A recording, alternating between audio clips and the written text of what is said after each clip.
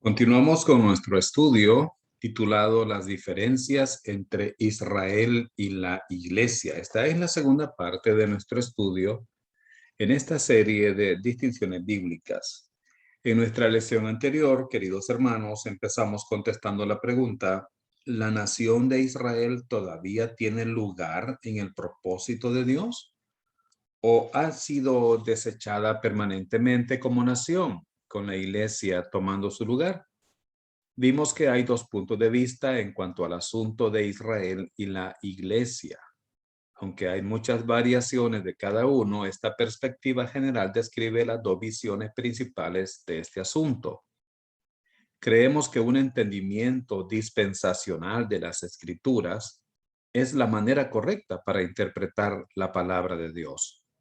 La teología dispensacional entiende que las Escrituras dicen que las promesas hechas por Dios a Israel serán cumplidas literalmente.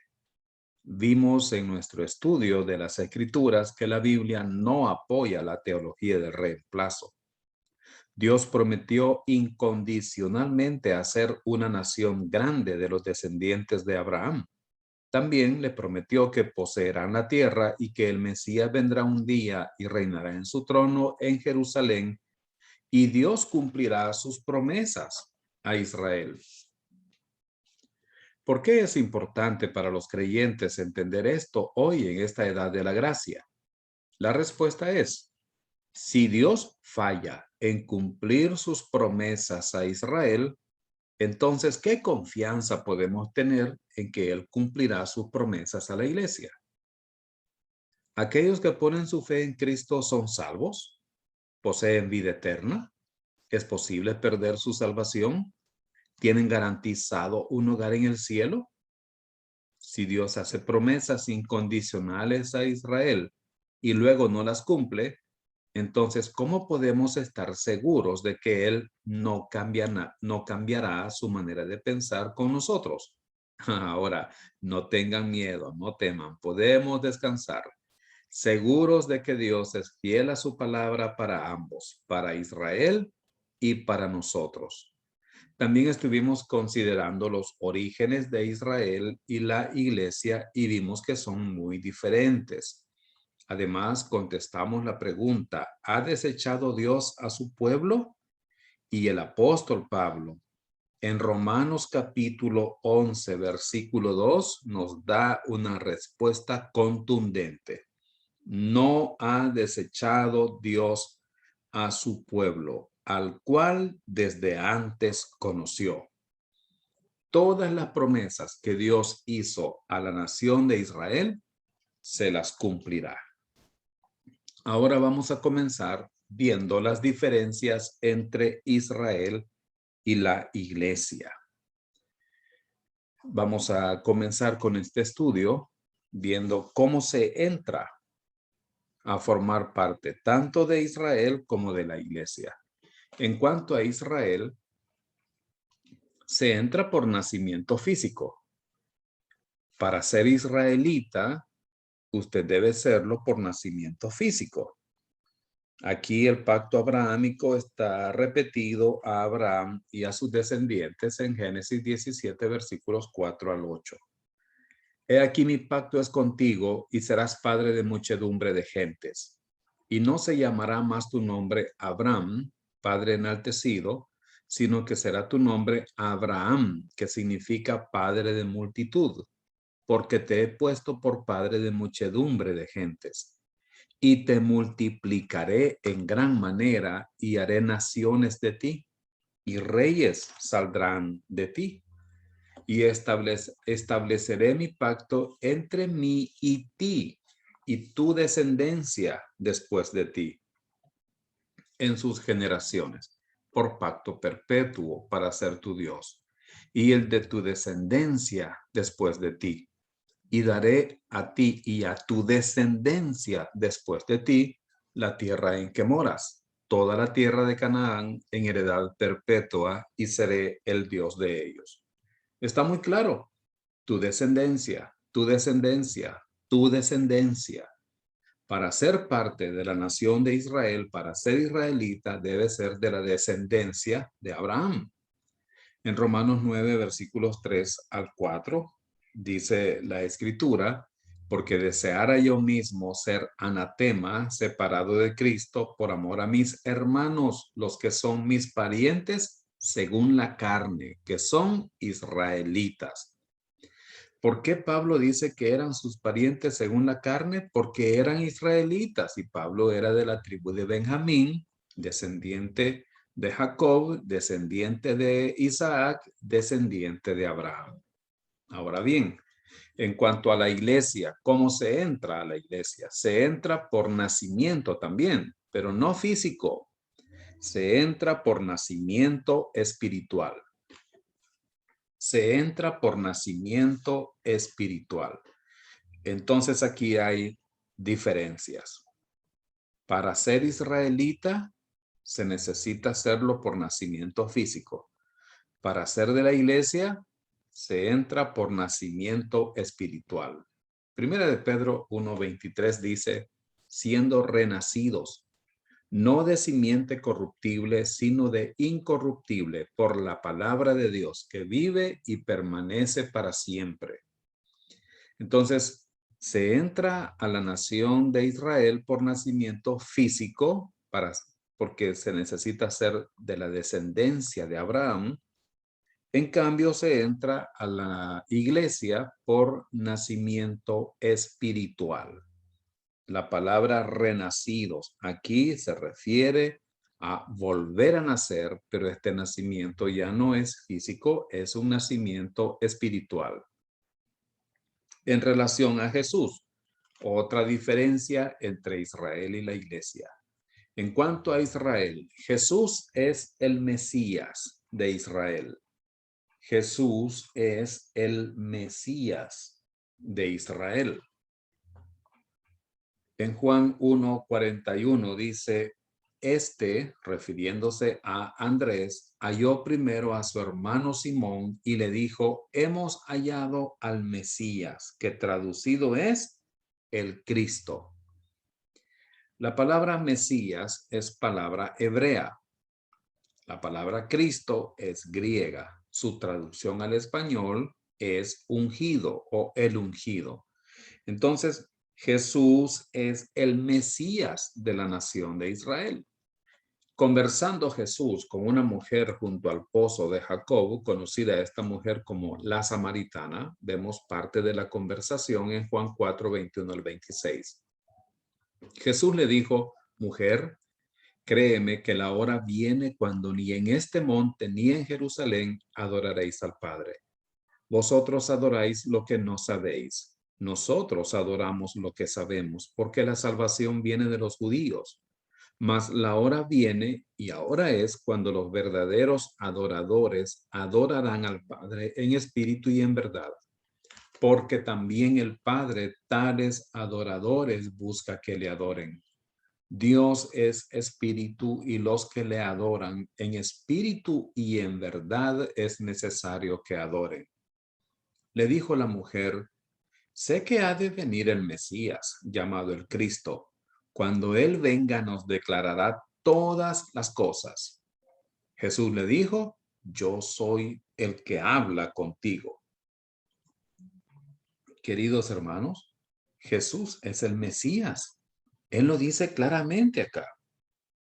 Yo soy el Mesías.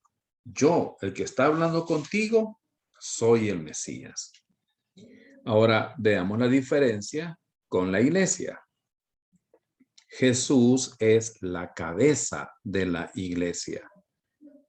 Para Israel, Jesús es el Mesías. Para la iglesia, Él es la cabeza de la iglesia. Efesios 1:22 al 23.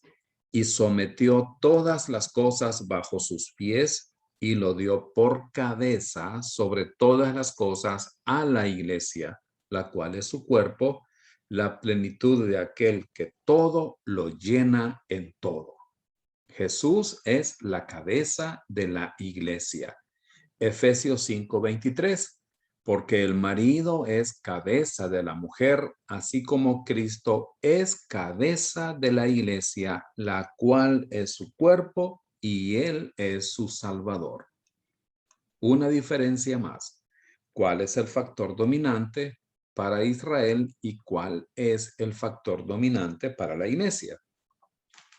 En cuanto a Israel, bajo la ley. Israel bajo la ley. Vemos en Éxodo 20 en adelante cómo la nación de Israel estuvo bajo la ley.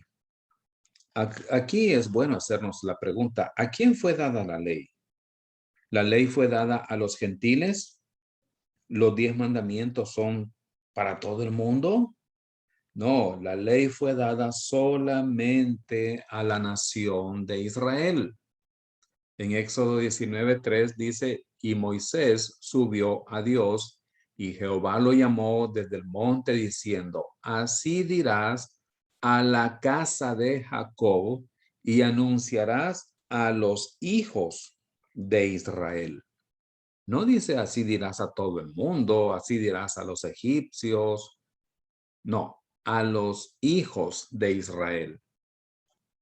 Y en Romanos 2:14 dice, porque cuando los gentiles que no tienen ley hacen por naturaleza lo que es de la ley, estos, aunque no tengan ley, son ley para sí mismos. Entonces, la ley no fue dada para los gentiles ni para la iglesia. El factor dominante para la nación de Israel en la Biblia es la ley. Romanos 9:4 dice que son israelitas, de los cuales son la adopción, la gloria, el pacto, la promulgación de la ley, el culto y las promesas. ¿Cuál es el factor dominante para la iglesia? La iglesia no está bajo la ley, la iglesia está bajo la gracia. Son dos cosas que no se pueden mezclar. Hay muchas iglesias, tristemente, tratando de mezclar la ley con la gracia. Esto es como querer mezclar el agua con el aceite, el fuego con el agua.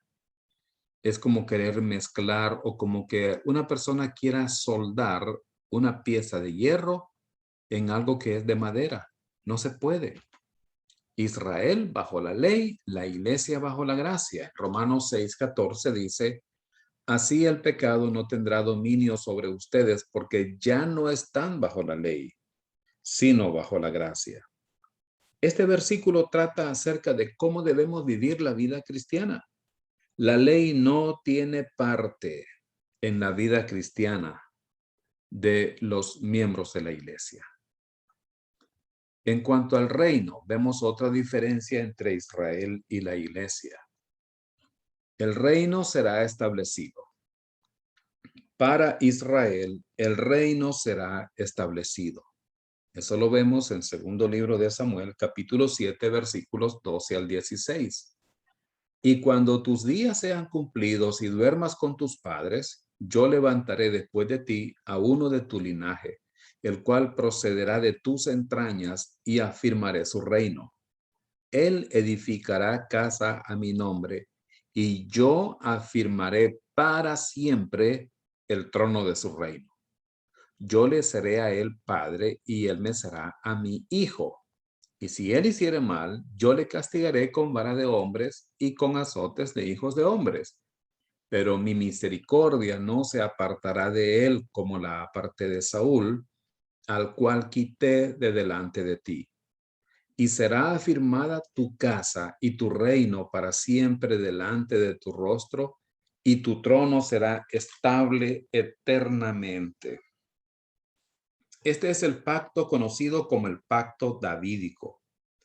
Este pacto davídico enfatiza la simiente, que es una porción del pacto abrahámico, porque demuestra cómo un descendiente de Abraham se sentará en el trono por los siglos de los siglos.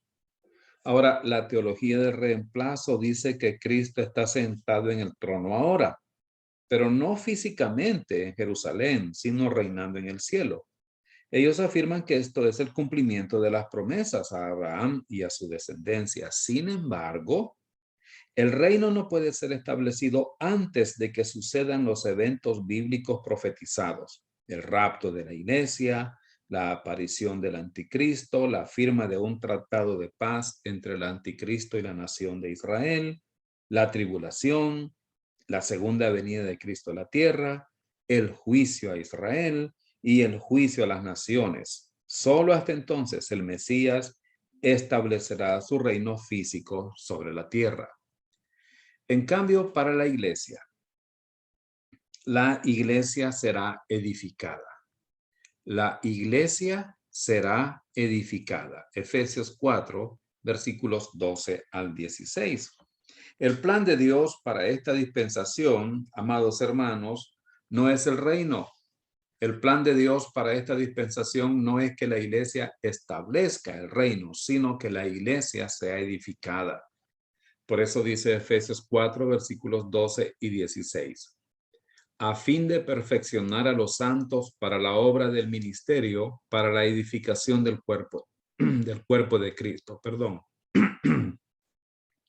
de quien todo el cuerpo, bien concertado y unido entre sí por todas las coyunturas que se ayudan mutuamente, según la actividad propia de cada miembro, recibe su crecimiento para ir edificándose en amor.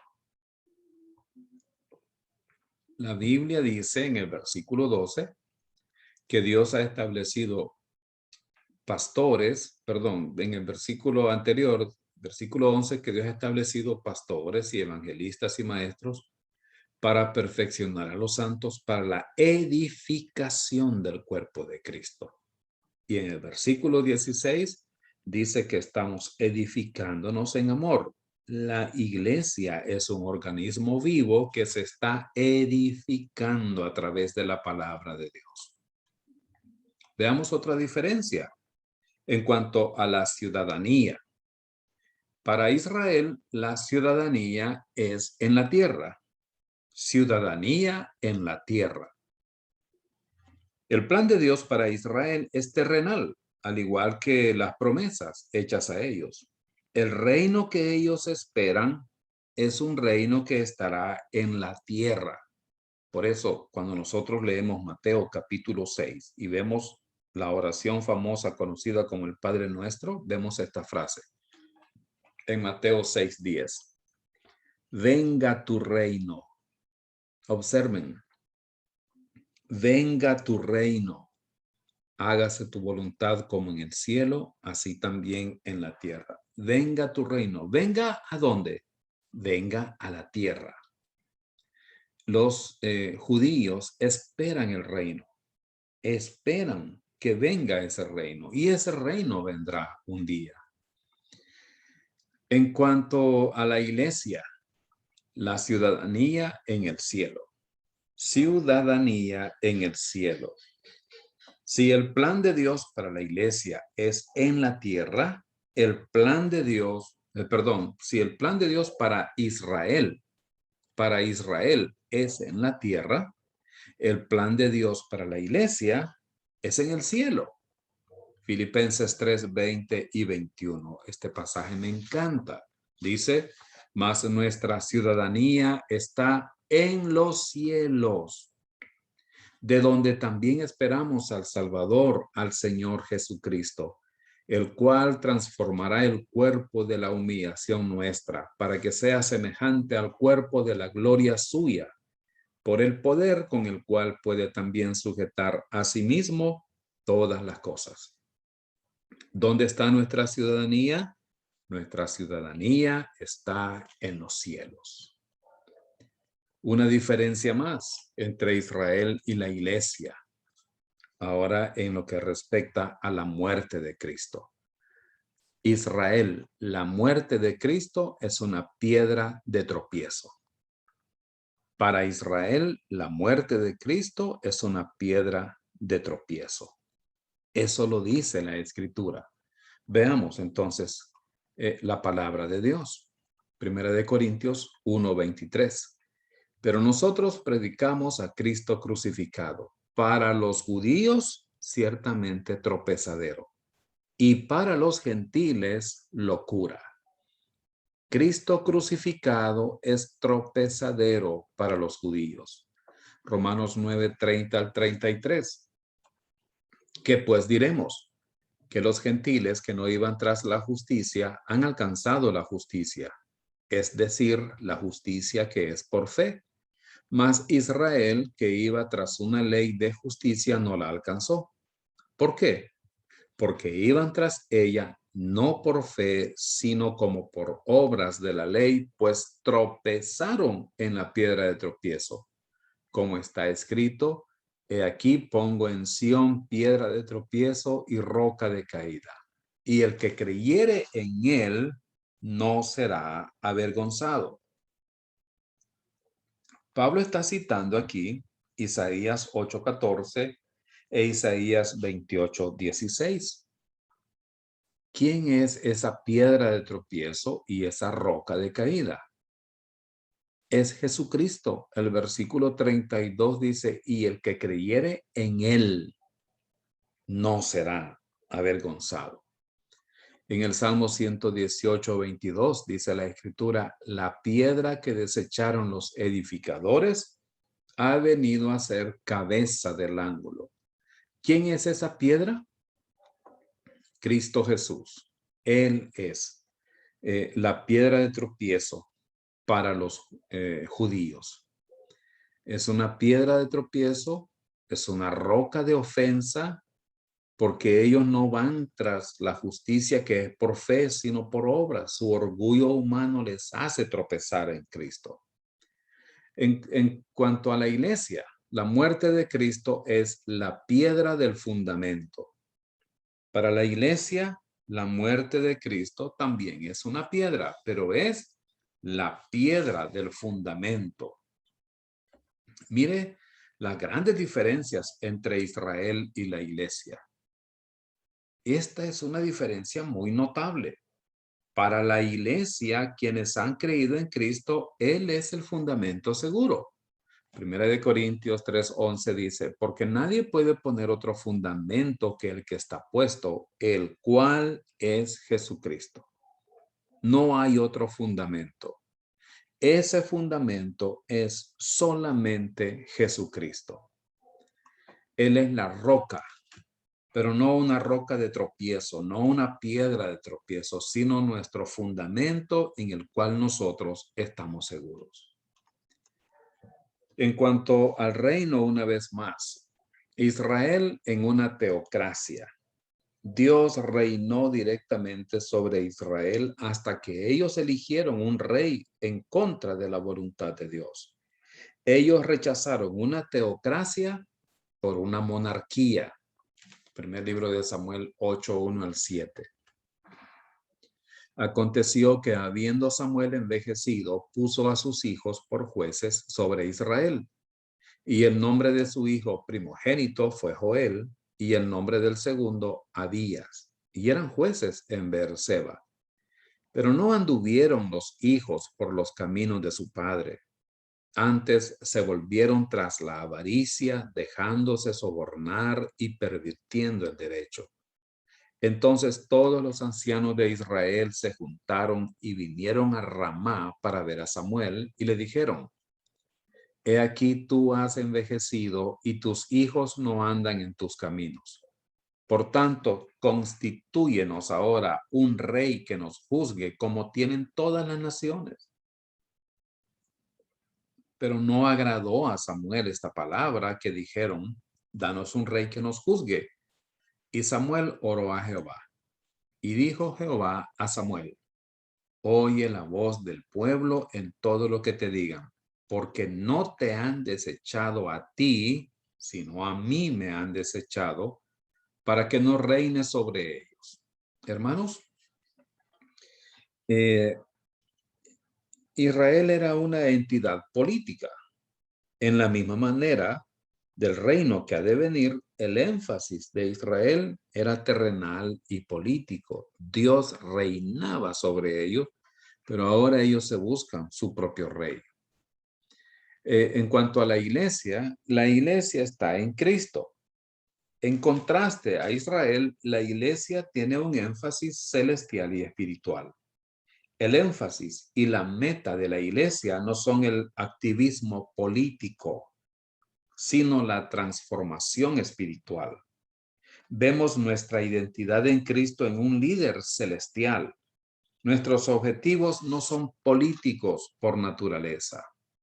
En Efesios capítulo 1, versículos 3 al 6, dice la palabra de Dios: bendito sea el Dios y Padre de nuestro Señor Jesucristo, que nos bendijo con toda bendición espiritual en los lugares celestiales en Cristo, según nos escogió en él antes de la fundación del mundo, para que fuésemos santos y sin mancha delante de él, en amor, habiéndonos predestinado para ser adoptados hijos suyos por medio de Jesucristo, según el puro afecto de su voluntad, para alabanza de la gloria de su gracia, con la cual nos hizo aceptos en el amado. Observe usted que en estos pasajes se repite una frase que es similar: en Cristo, en él, en el amado. Nuestra posición es en Cristo. Estamos colocados en el cuerpo de Cristo. La carta a los Efesios trata acerca de el cuerpo de Cristo, en Cristo y Cristo en el cuerpo. O sea, el creyente en Cristo y Cristo en el creyente. En Romanos 16:7 dice: saludad a Andrónico y a Junias, mis parientes y mis compañeros de prisiones, los cuales son muy estimados entre los apóstoles y que también fueron antes de mí en Cristo. Colosenses 1:2. A los santos y fieles hermanos en Cristo que están en Colosas, gracia y paz sean a vosotros de Dios nuestro Padre y del Señor Jesucristo. Observe cómo se repite la frase en Cristo, tanto en Romanos 16:7 como en Colosenses 1:2. Nuestra posición en Cristo. 1 Corintios 15:22 dice: porque así como en Adán todos mueren, también en Cristo todos serán vivificados. Otra diferencia entre Israel y la iglesia: el bautismo por el Espíritu Santo. Israel nunca han sido bautizados espiritualmente por el Espíritu Santo. Nunca han sido bautizados espiritualmente por el Espíritu Santo. Veamos algunos pasajes. Lucas 3:16. Respondió Juan diciendo a todos: yo a la verdad os bautizo en agua, pero viene uno más poderoso que yo, de quien no soy digno de desatar la correa de su calzado. Él os bautizará en Espíritu Santo y fuego. Observe usted que el bautismo del Espíritu Santo está aquí presentado como algo futuro. Él os bautizará. El verbo bautizar está en el tiempo futuro. Quiere decir que hasta este momento los judíos nunca habían sido bautizados en Espíritu Santo. En Lucas 24:49 dice: he aquí yo enviaré la promesa de mi Padre sobre vosotros, pero quedaos vosotros en la ciudad de Jerusalén hasta que seáis investidos de poder desde lo alto. Otra vez vemos la referencia al bautismo del Espíritu Santo como algo futuro, porque los judíos nunca fueron bautizados con el Espíritu Santo hasta que vino el día de Pentecostés, obviamente. En cuanto al bautismo por el Espíritu Santo en relación con la iglesia, todos los creyentes han sido bautizados espiritualmente por el Espíritu Santo. Algunas personas dicen que usted necesita creer en Cristo y después quedarse pidiendo el bautismo por el Espíritu Santo, pero eso no es bíblico. Si una persona es salva, es porque desde el momento en que creyó en Cristo fue bautizada con el Espíritu Santo. En Hechos 1:5 dice: porque Juan ciertamente bautizó con agua, mas vosotros seréis bautizados con el Espíritu Santo dentro de no muchos días. Cuando esta promesa fue dicha por Juan el Bautista, aún era algo futuro. Fue precisamente algo que no había sucedido hasta ese momento. 1 Corintios 12:13 dice: porque por un solo espíritu fuimos todos bautizados en un cuerpo, sean judíos o griegos, sean esclavos o libres, y a todos se nos dio a beber de un mismo espíritu. Todos los creyentes de la edad de la iglesia, sin excepción, son bautizados dentro del cuerpo de Cristo por el Espíritu Santo. En el momento que una persona pone su fe en Cristo, es colocada en el cuerpo de Cristo, bautizada, quiere decir es puesta e identificada con Cristo en su cuerpo, que es la iglesia. A eso se refiere el bautismo del Espíritu Santo. Una diferencia más, la número 9, la permanencia del Espíritu Santo. En cuanto a Israel, el Espíritu Santo podía ir y venir selectivamente. El Espíritu Santo podía ir y venir selectivamente. Vamos a ver algunos ejemplos de esto. Primero de Samuel 10, 9 y 10. Aconteció luego que al volver él la espalda para apartarse de Samuel, le mudó Dios su corazón. Y todas estas señales acontecieron en aquel día. Y cuando llegaron allá al collado, he aquí la compañía de los profetas que venía a encontrarse con él. Y el Espíritu de Dios vino sobre él con poder y profetizó entre ellos. Está hablando aquí de Samuel. Está hablando de Samuel, precisamente, hermanos. Ahora, ¿qué es lo que está diciendo aquí? Que el Espíritu de Dios vino sobre Samuel. Perdón, sobre Saúl. Está hablando de Saúl, perdón, de Saúl. Este primer ejemplo que vemos es la unción de Saúl para llegar a ser el primer rey sobre Israel. El Espíritu Santo vino sobre él, pero miren más adelante, hablando siempre de Saúl. En 1 Samuel 16, 13 al 14. Y Samuel tomó el cuerno del aceite y lo ungió en medio de sus hermanos. Y desde aquel día en adelante el Espíritu de Jehová vino sobre David. Se levantó luego Samuel y se volvió a Ramá. El Espíritu de Jehová se apartó de Saúl y le atormentaba un espíritu malo de parte de Jehová.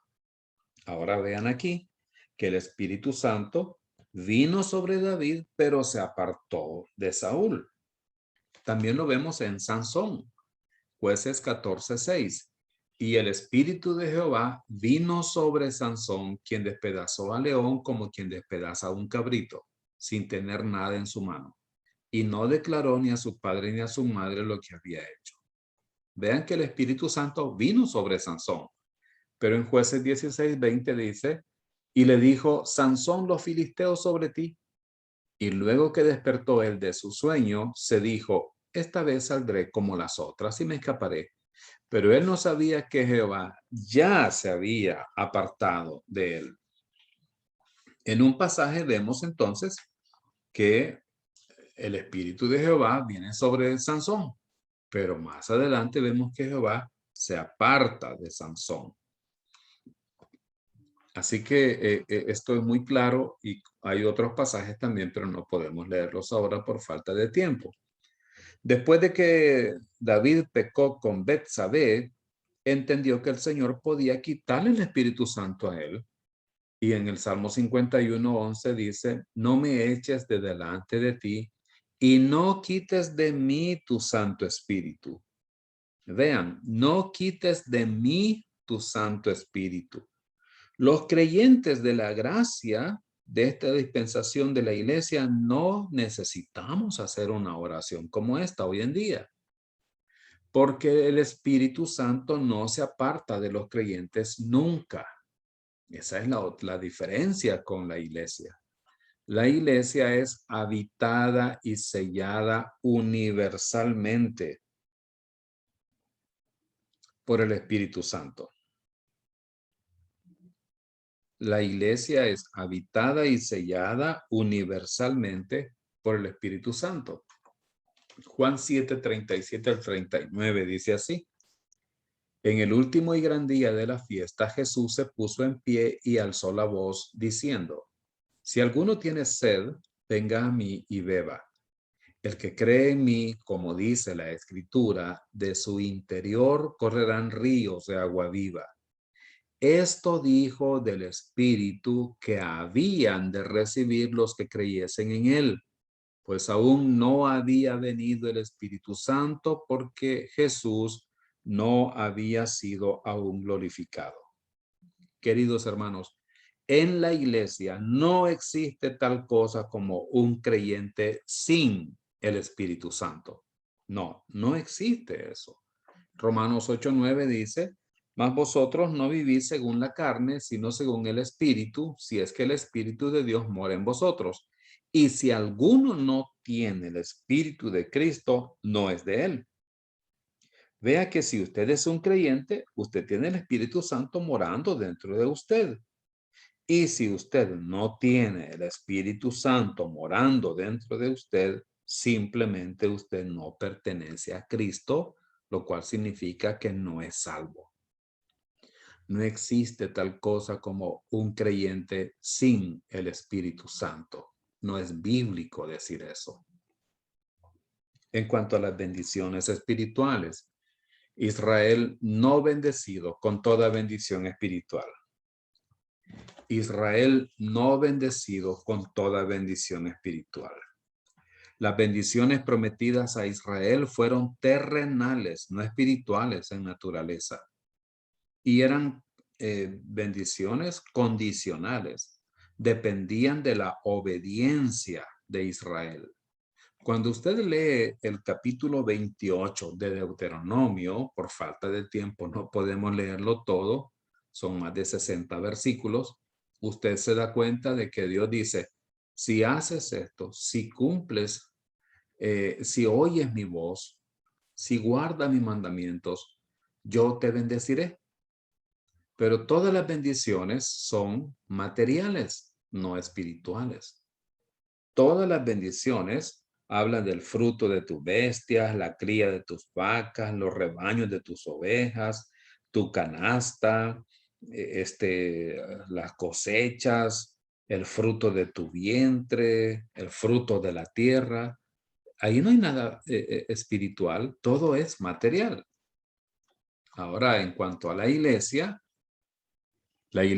bendecida con toda bendición espiritual. La iglesia es bendecida con toda bendición espiritual. Es una gran diferencia entre Israel y la iglesia. ¿Qué dice la Biblia en Efesios 1:3? Bendito sea el Dios y Padre de nuestro Señor Jesucristo, que nos bendijo con toda bendición espiritual en los lugares celestiales en Cristo. Es tan claro este pasaje. Dios nos bendijo, tiempo pasado, ya nos bendijo. ¿Y con qué nos bendijo? Con toda bendición espiritual. No dice con algunas bendiciones espirituales. No dice con muchas bendiciones espirituales. Dice que ya nos bendijo con toda bendición espiritual. ¿Dónde están esas bendiciones espirituales? En los lugares celestiales en Cristo. En cuanto a el día del Señor y el día de Cristo, Israel relacionado con el día del Señor. Israel relacionado con el día del Señor. Hay muchos pasajes que hablan del día del Señor. ¿Y qué es el día del Señor entonces? Bueno, no es un periodo de tiempo de 24 horas. Sino que se refiere a la intervención de Dios en la historia humana para vindicar a su pueblo elegido Israel, destruir a sus enemigos y bendecirles, o sea, bendecir a la nación de Israel. El día del Señor es un término usado en la Biblia para referirse a este tiempo, en el que Dios intervendrá directamente en la historia humana. En el futuro, el día del Señor se refiere a un periodo de tiempo prolongado este periodo de tiempo comienza con la segunda venida de Cristo en gloria. Y bueno, es un día que no se refiere a 24 horas, ¿no? Es un tiempo que involucrará el juicio de Dios, como lo vemos en Isaías 13:6 y 1 Tesalonicenses 5:6. Es un tiempo que involucrará sufrimiento y dolor, Isaías 13:8, 1 Tesalonicenses 5:3. Es un tiempo que involucrará a todo el mundo. El día del Señor tendrá repercusiones a nivel mundial. Isaías 13:11 dice eso. Y el día del Señor es un tiempo que involucrará las bendiciones de Dios también. Así que no, bueno, encontramos pasajes en los que dice que el día del Señor es terrible, que el día del Señor viene y que es terrible, pero hermanos, el día del Señor también traerá muchas bendiciones. Será un tiempo también de mucha bendición. En la profecía, el día del Señor involucrará tanto el periodo de la tribulación como el reino milenial en la tierra. Tenemos aquí este diagrama donde vemos una cruz que nos recuerda que Cristo murió por nuestros pecados, que fue sepultado, que resucitó al tercer día. Luego, después de la resurrección de Cristo, el Espíritu Santo bajó en el día de Pentecostés y comenzó el tiempo de la iglesia.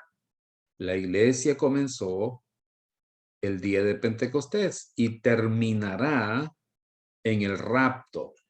El rapto de la iglesia será el fin de este periodo. Luego viene un periodo en la tierra llamado la tribulación, mientras que en el cielo vamos a estar en el tribunal de Cristo y luego en la cena del Cordero. Después Cristo regresa a la tierra para juzgar a Israel y a las naciones y luego establecer su reino milenial. Después de este reino milenial, Satanás, que ha estado atado por 1000 años, será desatado y va a engañar a las naciones y el Señor destruirá a los ejércitos de ese mundo, destruirá la tierra y luego vemos el gran trono blanco, donde serán juzgados todos los incrédulos. Queridos hermanos, todo esto es el día del Señor. Así que no es un periodo de 24 horas. El contexto de la frase y los pasajes nos enseñan eso. Ahora, en cuanto a la iglesia no está relacionada con el día del Señor. La iglesia está relacionada con el día de Cristo. ¿Y qué es el día de Cristo? Es el periodo de recompensas, bendiciones y glorificación de los santos, antes de que ellos regresen a la tierra para reinar con Cristo durante 1000 años. Vamos a ver algunos pasajes que hablan del día de Cristo. Primera de Corintios 1:8 dice, el cual también os confirmará hasta el fin, para que seáis irreprensibles en el día de nuestro Señor Jesucristo. Filipenses 1:6. Estando persuadido de esto, que el que comenzó en vosotros la buena obra, la perfeccionará hasta el día de Jesucristo. Filipenses 2:16. Asidos de la palabra de vida, para que en el día de Cristo yo pueda gloriarme de que no he corrido en vano, ni he trabajado en vano. El día del Señor está asociado con juicio. El día de Cristo es otra cosa muy importante y tiene connotaciones de bendiciones para los creyentes del tiempo de la iglesia. El día de Cristo es el día en que Cristo vuelva por la iglesia, en el día del rapto. Una diferencia más en cuanto al templo. Para Israel, un templo terrenal. Después del tabernáculo que hicieron en el desierto, vino el templo de Salomón. El templo de Salomón era el centro de adoración en Israel en el Antiguo Testamento. Y una vez más vemos que este énfasis es físico y terrenal. Segundo de Samuel 7:13 dice, Él edificará casa a mi nombre y yo afirmaré para siempre el trono de su reino. Edificar casa quiere decir hacer un edificio. El templo es algo terrenal en cuanto a la nación de Israel. Pero en cuanto a la iglesia, el templo es celestial. El centro de adoración de la iglesia no es un edificio, sino un templo invisible. La iglesia misma es llamada templo. Primera de Corintios 3:16 dice, ¿no sabéis que sois templo de Dios y que el Espíritu de Dios mora en vosotros? Toda la iglesia, hermanos, es considerada un templo del Señor. Otra diferencia también en cuanto al templo entre Israel y la iglesia. Para Israel, el templo es un edificio, es algo físico, es algo terrenal, es algo material. El templo es un edificio. Dice Primero de Reyes 5:5, yo por tanto he determinado ahora edificar casa al nombre de Jehová mi Dios, según lo que Jehová habló a David mi padre, diciendo, tu hijo, a quien yo pondré en lugar tuyo en tu trono, él edificará casa a mi nombre. Primero de Reyes 6:14 dice, así pues Salomón labró la casa y la terminó. ¿De qué está hablando? De algo material, de algo tangible. Un templo, un edificio, con paredes y puertas y todo lo demás. Pero en cuanto a la iglesia, el templo es el cuerpo del creyente. El templo es el cuerpo del creyente. Aquí esta diferencia es muy importante, ¿no es cierto? Ya el templo, bíblicamente hablando, ya no es un edificio físico de ladrillos y paredes, cemento. Ahora es el cuerpo de cada creyente. La Biblia dice en 1 Corintios 6:19-20. ¿O ignoráis que vuestro cuerpo es templo del Espíritu Santo, el cual está en vosotros, el cual tenéis de Dios y que no sois vuestros? Porque habéis sido comprados por precio, glorificad pues a Dios en vuestro cuerpo y en vuestro espíritu, los cuales son de Dios. Una diferencia más acerca del sacerdocio. Israel, sacerdocio exclusivo. Únicamente los varones descendientes de Aarón podían ser sacerdotes. Solo los varones descendientes de Aarón. Solo a ellos se les permitió ser sacerdotes.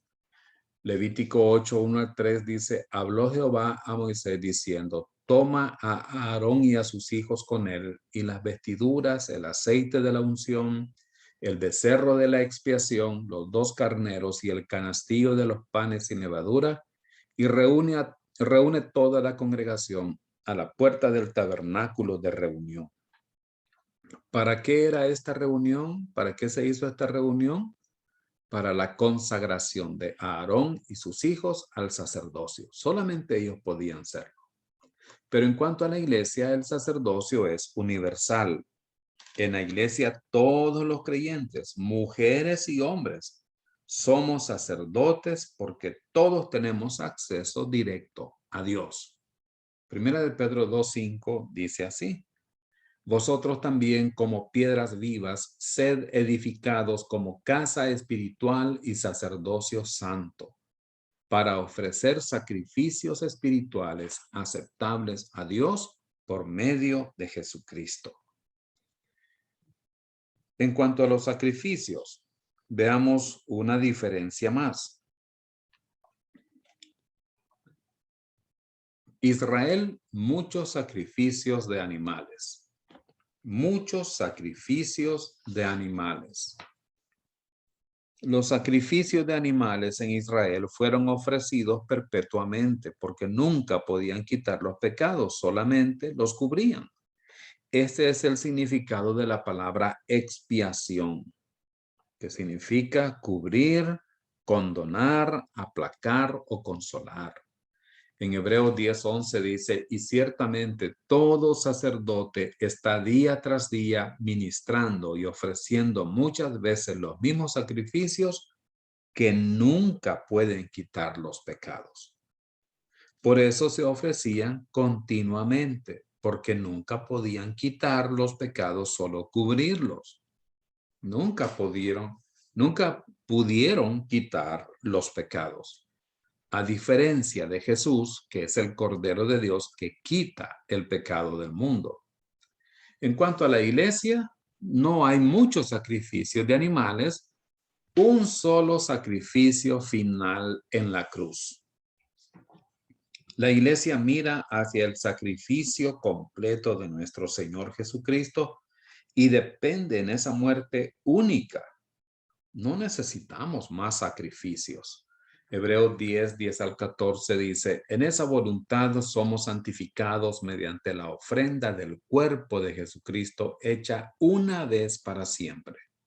Y ciertamente, todo sacerdote está día tras día ministrando y ofreciendo muchas veces los mismos sacrificios que nunca pueden quitar los pecados. Pero Cristo, habiendo ofrecido una vez para siempre un solo sacrificio por los pecados, se ha sentado a la diestra de Dios. De ahí en adelante, esperando hasta que sus enemigos sean puestos por estrado de sus pies. Porque con una sola ofrenda hizo perfectos para siempre a los santificados. La ofrenda del cuerpo de Cristo es única. ¿Y por qué es única? Porque fue completa, suficiente. No necesita nada más. Después que Cristo ofreció su sacrificio, Él se sentó. Pero en el tabernáculo y en el templo no había sillas para que los sacerdotes se sentaran porque su obra siempre estaba haciéndose. Cristo se sentó no porque estaba cansado, sino porque todo estaba completo. Hemos examinado, hermanos, 15 distinciones bíblicas entre Israel y la iglesia. Y en nuestra próxima lección vamos a estudiar otras 15 distinciones más. Ahora, el uso de la palabra Israel en el Nuevo Testamento. El término Israel es usado 73 veces en el Nuevo Testamento. Nunca es usado para referirse a la iglesia, ni siquiera una sola vez. Incluso en Gálatas capítulo 6, versículo 16. Pero vamos a continuar aprendiendo más en nuestra próxima lección.